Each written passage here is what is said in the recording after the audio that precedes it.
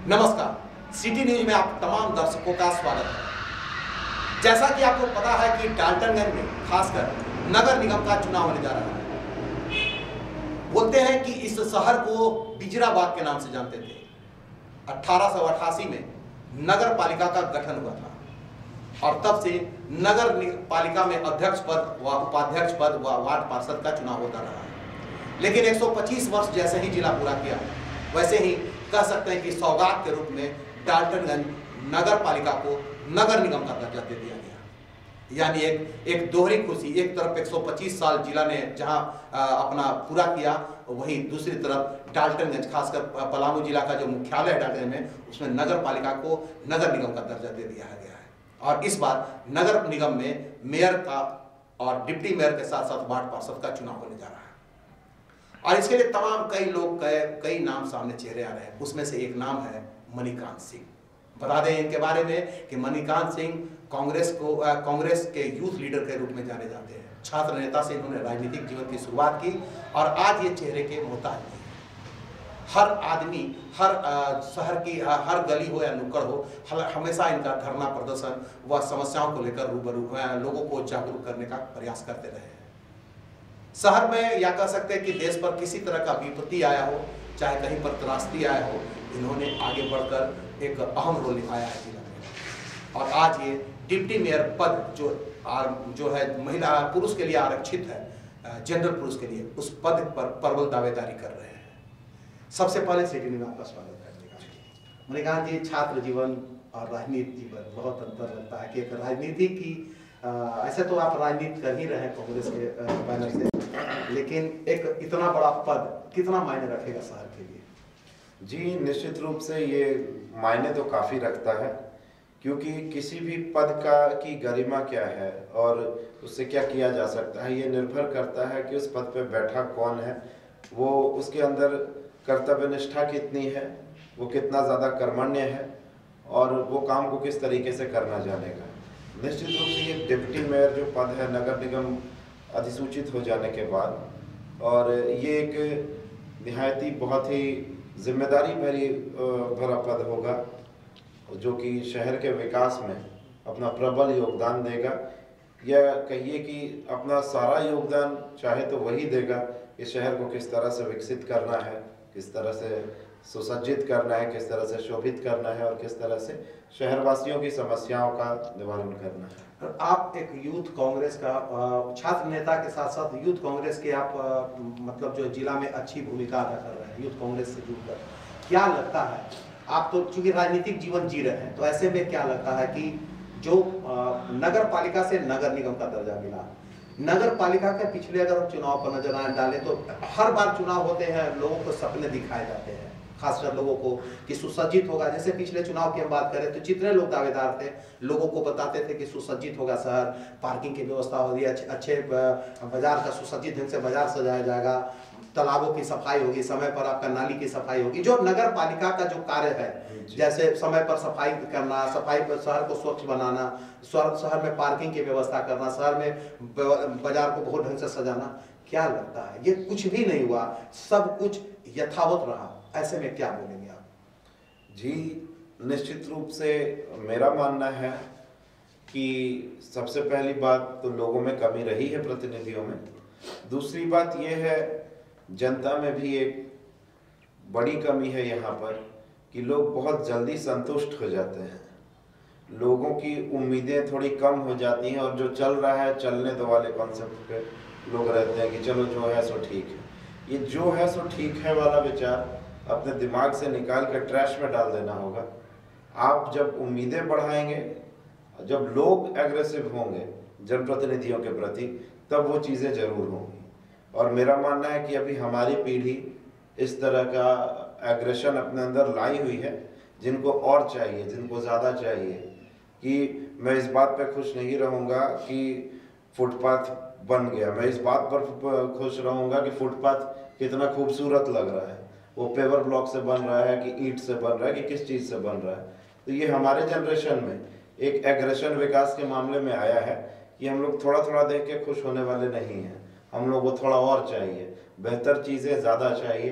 तो निश्चित रूप से इस माइंडसेट को लेके शहर को आगे बढ़ाया जा सकता है। बिल्कुल, अग्रेसिव लोग जब तक नहीं होंगे तब तक जनप्रतिनिधि भी नहीं जगते हैं। सच्चाई यही है कि जनप्रतिनिधि आश्वासन की घुट्टी पिलाते हैं, जनता आश्वासन की घुट्टी पीती है, चुनाव होते हैं और सभी वादे वगैरह भूलकर जनता भी ये बातों पर चुप हो जाती है कि चलो जो हो रहा है जैसा हो रहा है, चलो अगला चुनाव तक इंतजार करती है और फिर चलता है चुनावी दौर, चुनावी दौर, चुनावी दौर, चुनावी दौर, यानी तारीख पे तारीख, तारीख पे तारीख, तारीख पे तारीख। वही कहावत है कि चुनाव का दौर चलता रहता है, आश्वासन की घुट्टी मिलते रहती है और इस बार फिर एक बार आश्वासन का दौर चलेगा और लोगों को फिर से आश्वासन की घुट्टी पिलाई जाएगी। वैसे में मणिकांत जी क्या लगता है कि इस बार आप क्या आश्वासन की घुट्टी पिलाएंगे लोगों को, क्या आश्वासन देंगे? देखिए, सर्वप्रथम एक राष्ट्रीय संगठन से बंधने के बाद कहीं ना कहीं से आदमी एक अनुशासन से बंध जाता है। पहली दावेदारी तो अपने संगठन के अंदर हुई है। अगर संगठन की सहमति हुई, संगठन ने मुझे चुनाव लड़ाया, उसके बाद बात सिर्फ आश्वासन की नहीं होगी। मैं एक प्लान चार्ट देना चाहूँगा लोगों को कि मेरे पास क्या प्लान्स हैं, मैं क्या कर सकता हूँ, मेरा नज़रिया क्या है कुछ करने के प्रति और होने वाला क्या है। वैसे में काफ़ी चीज़ें हैं, जैसे यहाँ पर आपका जो नालियों की समस्या है, नालियाँ बनाने के लिए आप तैयार हो तो जगह देने वालों की समस्या है। सोख्ता का एक बड़ा फॉर्मेट बनाया जा सकता है पूरे शहर के लिए, तालाबों का सौंदर्यीकरण हो सकता है, आप उससे राजस्व उगाही कर सकते हैं अगर उसको पर्यटन स्थल के रूप में विकसित कर सके तो। काफ़ी चीज़ें हैं। आप एड दे के कुछ ऐसा सिस्टम डेवलप कर सकते हैं कि शहर की बिजली कभी कम नहीं हो, लोगों से उनके छत मांग के अपने सिस्टम डेवलप कर सकते हैं। एक निगम की ओर से आप इस बात के लिए आपके पास इतनी क्षमता होगी कि आप बिजली तक के मामले में शहर को आत्मनिर्भर बना सकते हैं। सरकारी अपने निगम से ऐड देके कि ऊर्जा निगम का वो अपने आगे आप चाहें तो बना कर सकते हैं। ये एक नज़रिया होना चाहिए, एक विल पावर होनी चाहिए। तो क्या लगता है अभी तक जितने जनप्रतिनिधि बने, क्या विल पावर की कमी मानते हैं या फिर जैसे तैसे अपने मतलब एक समय मतलब जो है पास करने का काम किया? देखिए, कुल मिला के कुछ ऐसी भी बात हुई है कि इकोनॉमिक्स की भाषा में बोलें तो जब कंज्यूमर संतुष्ट हो जाते हैं तो सप्लायर्स अपनी क्वालिटी को बेटर नहीं बनाते हैं कि चलिए कंज्यूमर तो संतुष्ट है ही, लोग इससे ज़्यादा क्या चाह रहे हैं। मतलब उपभोक्ता संरक्षण। जी जी जी जी, उपभोक्ता संतुष्ट हो जा रहे हैं और आपूर्तिकर्ता जो है वो वहीं पे बस थमे रह जा रहा है कि चलो यार सब तो ठीक है। तो ऐसे में इस बार चुनावी मुद्दा क्या होगा आपका? अगर आप मैदान में आते हैं तो चुनावी मुद्दा क्या है? मेरा मुद्दा निश्चित रूप से चुनावी मुद्दा ये रहेगा कि शहर में मैं उन चीज़ों को गिनाना चाहूँगा जो की जा सकती हैं। एक विल पावर, एक विज़न के साथ मैं इस चीज़ को दिखाना चाहूँगा कि हमारी पीढ़ी जातिगत समीकरण को तोड़ती है। हमारी जो पीढ़ी है, जो नई पीढ़ी है, निश्चित रूप से अभी के लड़कों में ऐसा कुछ नहीं है कि आप किस कास्ट से बिलोंग करते हैं या ये जो लोग समीकरण बनाते हैं कि ये ब्राह्मण, क्षत्रिय, दलित, सवर्ण, हरिजन, इन चीज़ों से दूर हटकर हमारी पीढ़ी सोचेगी, विकास के लिए सोचेगी। और मैं वादा दिलाऊंगा कि अगर लोगों को मेरे अंदर वो ऊर्जा दिखती है, मुझे एक बार वैसे में चुनकर देखें। दर्शकों, हम बात कर रहे हैं मणिकांत सिंह। बता दें कि ये चेहरे का मोहताज तो नहीं है, जिले के चर्चित चेहरे हैं और युवाओं के चहेते हैं, साथ ही साथ कांग्रेस के जो है जिला कमेटी में एक अच्छे पद पर आसीन है और लगातार जो समस्या होती है, जिले की समस्या हो, शहर की समस्या हो, राज्य की समस्या को लेकर के लगातार संघर्ष करते रहे हैं।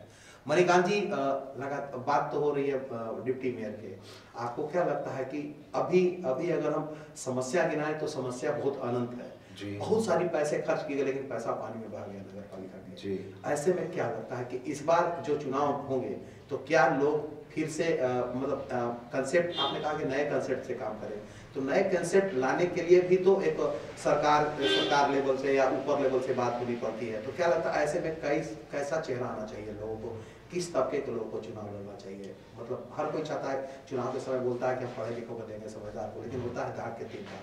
क्या आप क्या कहेंगे लोगों से? जी, निश्चित रूप से चूंकि निगम एक स्वायत्त संस्था होती है, एक स्वायत्त संस्था अपने स्वतंत्र निर्णय लेती है, ऐसे में शिक्षित और विजनरी लोगों का होना तो बिल्कुल ज़रूरी है। नहीं तो जो अपने ढर्रे डेवलप कर सकें, जो कुछ अभियांत्रिकी के मुद्दों को भी समझ सकें, जो कौन कौन सी चीज़ें फिजिबल है, कौन सी चीज़ हो सकते हैं। सिर्फ मतलब मुंह के जोर पे काम करने वाले लोग नहीं चाहिए। आप कितने पढ़े लिखे हैं, चलिए आप बताइए अपना। जी, मैं इंजीनियरिंग ग्रेजुएट हूँ, कंप्यूटर साइंस एंड इंजीनियरिंग मेरा स्ट्रीम था। 2007-11 बैच में मैं पास आउट हूँ। तो आप इंजीनियरिंग करके ये क्षेत्र क्यों चुना, मतलब राजनीति का क्षेत्र क्यों चुना? देखिए, मुख्य कारण मुझे ये लगता था कुछ ज़्यादा मैं इस तरह का हूँ कि इस जगह से उसको होम सिकनेस आप बोल सकते हैं, अपने शहर से प्यार बोल सकते हैं कि इंजीनियरिंग के बाद भी मुझे वो चेहरे जो मैं बचपन से देखता आ रहा था वो मैंने 4 साल नहीं देखे, तो लगता था कि मेरा जीवन अधूरा हो गया और मैं खुश नहीं रह पाऊँगा कहीं बाहर सेटल होकर। निश्चित रूप से इसीलिए मैं यहाँ आया और एक कड़ियाँ पर कड़ियाँ जुड़ती चली गई। हम चले थे अकेला कारवां बनता गया।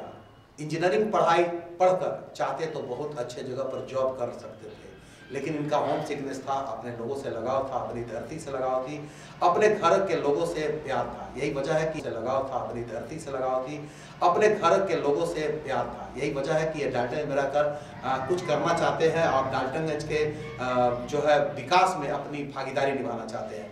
क्या मणिकांत जी, आप अपने एक तो यूथ है, क्या लगता है यूथ का समर्थन कितना आपको मतलब लगता है कि यूथ के मतलब समर्थन कितना मिल पाएगा? जी, निश्चित रूप से समर्थन मिलेगा। अगर पार्टी का निर्णय होता है मुझे चुनाव लड़वाने का तो निश्चित रूप से समर्थन मिलेगा। और मैं अपने सभी युवा भाइयों को ये चीज़ यकीन दिलाना चाहूँगा, और यकीन दिलाने जैसी बात नहीं है, चुनाव लड़ने का माहौल आज हो रहा है। आज तक कभी भी मुझे कहीं पर भी रोका जाता रहा है इशारा करके, तो मैं निकलने वालों में से नहीं रहा हूँ। मैं हर जगह रुकते रुकते चलने वालों में से रहा हूँ और लोगों को ये यकीन ज़रूर होगा कि ये कल भी था, ये आज भी है और ये कल भी रहेगा। ये मौसम के साथ आया नहीं है जो मौसम बदलने के बाद चला जाएगा। चलिए, बरसात के जब महीने आते हैं तो मेढक टटराते हैं, और यही वजह होता है कि चुनाव के जब मौसम आते हैं तो नेता घर से निकलते हैं। लेकिन इनका कहना है कि मैं वो नेता नहीं हूँ जो मौसम के साथ आऊँगा और मौसम के साथ चला जाऊँगा। हम वो हैं जो कल भी थे, आज भी हैं और भविष्य में भी रहेंगे। इसी तर्ज पर ये चुनाव लड़ेंगे और युवाओं का साथ मांग रहे हैं। इनका कहना है कि अगर शहर को एक नई दिशा और दशा देना है, शहर का विकास देखना है, तो पढ़ा लिखा होना बहुत जरूरी है। एक पढ़ा लिखा डिप्टी मेयर बनेगा तो निश्चित ही शहर की एक नई दिशा देगा और लोगों को सोच से परे कुछ ऐसा कर जाएगा कि उसको भविष्य तक लोग याद रखेंगे। चलिए, बहुत बहुत धन्यवाद आपको मणिकांत जी, और हम लोग उम्मीद करते हैं कि आप इस चुनाव में आए और अपनी उपस्थिति इतनी जोर से दर्ज करें कि जैसे कहावत है ना कि किसी को हमको अगर छोटा करना हो तो उसके नीचे लंबी लाइन खींचना होती है। तो आप लगातार संघर्ष करिए और हम लोग चाहेंगे कि ऐसे ऐसे लोग आए, ऐसे चेहरे आए जो समाज के लिए एक नई सोच के, नई पीढ़ी के सोच के साथ आए और समाज को एक नई दिशा और दशा देने के साथ साथ आए, ताकि एक आज की लेटेस्ट, आज के समय आधुनिक युग है तो लोग सोच भी आधुनिक तरीके से सोचते हैं। क्योंकि एक समय था कि लोग टीवी नहीं देखा था, आज है कि हाथ हाथ मोबाइल एंड्रॉइड है, अब पूरी दुनिया आपके हाथ में सिमटी है। तो हर कोई चाहेगा कि एक नई सोच की पीढ़ी के लोग आए और नई सोच की पीढ़ी की तरह इस शहर को सजाए, ताकि यह भी शहर देश के किसी मानचित्र में एक अलग पहचान बना सके। जी, बहुत बहुत धन्यवाद आपको।